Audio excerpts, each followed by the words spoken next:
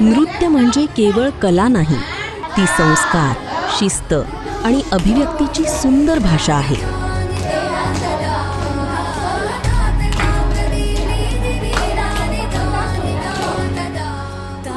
ताल, लय, भाव आणि समर्पण यांचा सुंदर संगम घडवत विद्यार्थिनींनी कथकच्या प्रत्येक मुद्रेतून आत्मविश्वासाची नवी ओळख आणि भारतीय संस्कृतीची समृद्ध परंपरा अनुभवली.